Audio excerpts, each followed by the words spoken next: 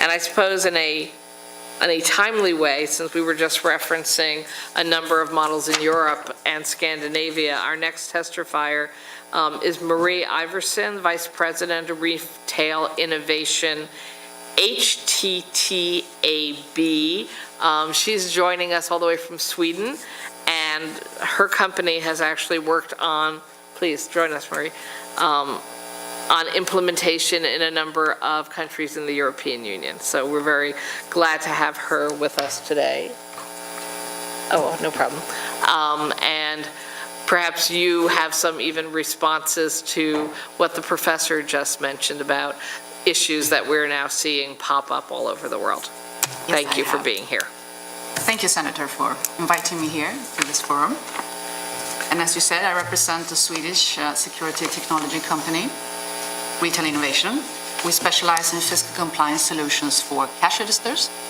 And it's a technology born out of the Swedish government's decision to fight sales suppression and to restore fair competition in the marketplace. So I'm very pleased to have the chance here today to highlight ways to combine the fight to curb sales tax fraud with the aim to modernize, as you said in the invitation, a tax collection system, making it more efficient for businesses. The rapid evolution of digital technologies is a double-edged sword. On the one hand, it is enabling sophistication of sales suppression and digital tax fraud. On the other hand, it is offering new ways to prevent the same. So I believe now is the time to keep pace with technology advancement and use it as an efficient tool. So I will focus on how this has been proven in Europe and how it opens up new opportunities. So practically every government in the world is struggling with these issues, with significant tax loss, tax fraud in many sectors, and the underground economy. Sales suppression is a big factor in this. And it is an issue discussed at many regional and international fora, has been mentioned before, for example, at the OECD level. And the point of highest risk here, as been mentioned before, is the possibility to manipulate the sales recordings inside a cash register or a point of sale system. And an increasingly common way to handle this challenge is to introduce specific cash register legislations and counter-suppression technology. Examples of successful preventive measures are found in Europe, and one of them is Sweden, a country of 9.8 million people, just a bit more than New York City. And for the background, the Swedish Treasury lost every year $2.3 billion to sales suppression. And honest tax-paying businesses did not enjoy fair competition. And this made the government to introduce a specific cash register act in 2009, requiring everyone selling goods or services in return for cash or card payment to use a cash register connected to a certified fiscal control unit. It is known as the black box. It's quite similar to the device in Quebec. It secures sales data, the fiscal information, in a tamper-proof way. And the impact after 3 years was significant. The black box did not only contribute to the $1 billion in recuperated tax revenues and the eradication of sappers and phantomwares from the marketplace, it established a level playing field for businesses in retail, hospitality, and service sectors. The legislation made them ring up their sales to a much larger extent than before and took out the demand for fraud techniques. Similar regulations have been adopted in Belgium, Hungary, and now Austria, and more countries are following. Professor Ainsworth mentioned a few others. Hungary has presented impact figures at the same level as Sweden. So how does this work? Very briefly. The technology is achieving these results is about making sales traceable and preventing manipulation of registered sales data inside a cash register. An attempt to tamper with it will be detectable, and that's why it has a deterring effect. The concept is a combination of hardware and software.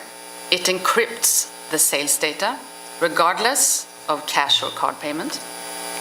And it can go by different names, depending on jurisdiction: sales data recording device, fiscal data module, fiscal box.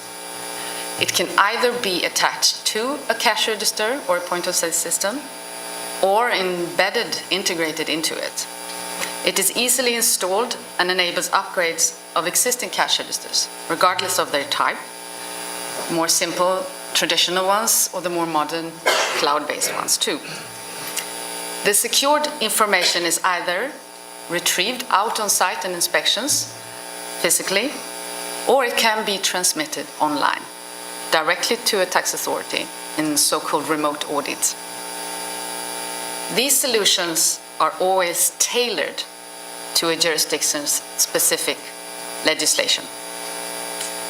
Approximately 500,000 of these fiscal devices are now running in Europe, and our company has provided 120,000 of them. So what does it take to create these results mentioned? And compared to the laws adopted in many states here in the US, has been mentioned, European jurisdictions uses its fiscal laws as a framework for mandating the use of cash registers and issuing technical regulations requiring sales data to be secured in a tamper-proof manner. These legislations give a clear audit mandate to the tax authority to control cash registers, depending on which audit regime is at hand. And basic features of these regulations are commonly that they require devices to be certified. They specify exactly how a cash register should be handled, and they require taxpayers to register their cash registers along with their business licenses. And they often require the receipt to be traceable with a control code or some kind of proof of the securing of data. The regulations are generally publicly notified and made subject to open competition among technology providers. And this is an essential factor to achieve affordability and products with highest quality. Cost of upgrading equipment could be put on the taxpayer. It could be subsidized to a certain extent, or the government can make an investment, like in Quebec, through procurement and offer this for free. Technology is indeed evolving very fast. It is radically transforming businesses and the point of sales. At the same time, it can transform revenue administration's interaction with taxpayers. The new trend of connecting cash registers online for tax audit and anti-fraud purposes offers new opportunities. It can significantly accelerate the tax audit process, provide a data supply for predictive, risk-based analysis of sales tax fraud. It can be in real time, but it can also be in different points of time, depending on the needs. The Hungarian system is an example of a connected cash register system. I understand that the New York State Department of Taxation and Finance has an acclaimed fraud prevention strategy and has invested in data analytics systems to efficiently fight tax refund fraud. And the department is using digitalization to be more user-friendly with online services for businesses. And I believe that this is a perfect platform to also address sales suppression. So if considering online connected anti-fraud technology, I believe a smart synergy can be created with the state's existing investments using connectivity and taking further steps to make it even easier for businesses to pay their taxes, for example, through automated online tax filing. So on a final note, together with our partner, Intel Corporation, we encourage you and the state to be attentive to this rapid technology development and consider using proven technology and Internet of Things to get back the estimated $1.7 billion in tax loss and also incentivize greater compliance. We advocate for testing, benchmarking, evaluating proven solutions in pilots or test benches to make sure that the state validates its specific needs and can make choices with the highest impact potential. There is a wealth of experience and knowledge out there in many jurisdictions and at stakeholders to benefit from. So this is my message. Thank you very much. Thank you. All right, so based on your experience in Europe, you reference a couple of countries different than the professor, but your own experience, particularly, I suppose, in Sweden. So you've implemented, what has been the reaction of the businesses themselves? Because one of the concerns is anytime we do something new, are we putting unfair requirements on businesses? Are we making their lives worse when the majority of them aren't doing any fraud activity in the first place? How has this been accepted or responded to in Sweden or other countries you're working in? In the beginning, of course, concerns were raised among businesses, but there were a definite realization that there was no fair competition. And this was also the headline and the name of the new cash register law, fair competition in the marketplace.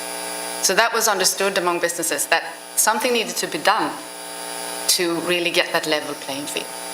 So of course, discussions and concerns in the beginning, but an acceptance along the way with the implementation. And I believe that the impact report that the tax authority made after 3 years and came up to the numbers to also sensed in interviewing businesses that this had a good effect. And it has also made the cash register industry operating in Sweden on a more sounder footing, the more fraud-providing businesses were gone from the market. And has it decreased, do you know, has it decreased the number of audits and fines that are brought against businesses in Sweden now that you have this system? I don't have detailed data. The implementation phase with the extended audit mandate meant many more inspections in the beginning when implementing the system. So I believe that was a peak of inspections. Well, the tax authority have concluded that there are no longer any sappers or phantomwares of the classical style out there operating in the market. But of course, new ways, more sophisticated, will come.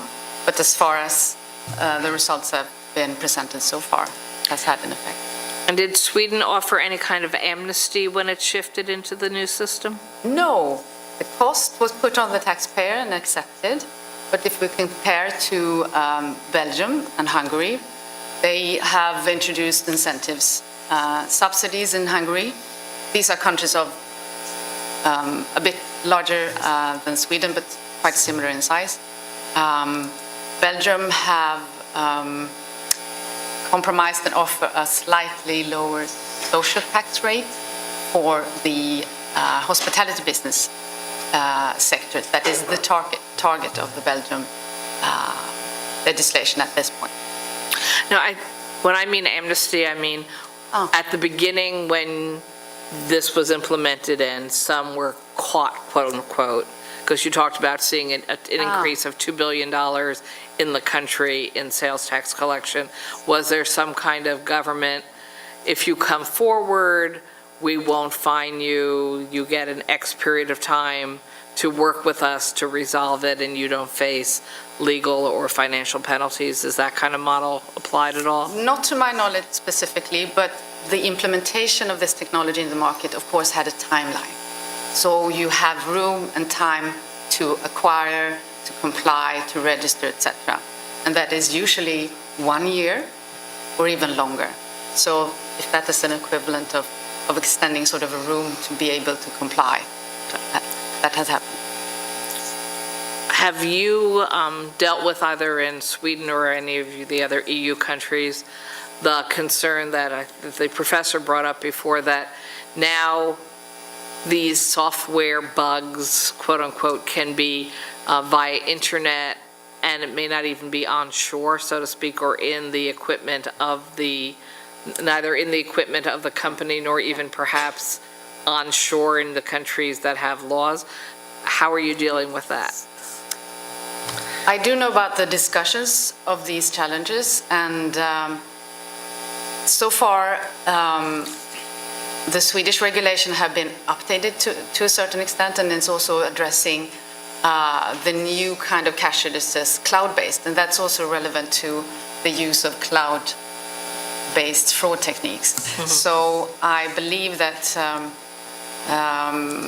the discussion is following what Professor Ainsworth was mentioning about the difficulties with new locations and cloud-based solutions. And crossing borders, the challenge of big corporations storing sales data on databases abroad and wanting to enter a new market. So this is really an issue that needs to be addressed in new regulations, and I think this is what's being discussed between EU member states and other countries too. But I haven't seen yet a concrete next step solution. I think that will come. I want to thank you very much for your testimony today, and appreciate you're perhaps traveling the farthest. Although we gave you Scandinavian weather here in Albany this week. Yeah, you did, really, and the snow that I hope to escape. Thank you. Oops. Thank you so much. Thank you very much, Marie.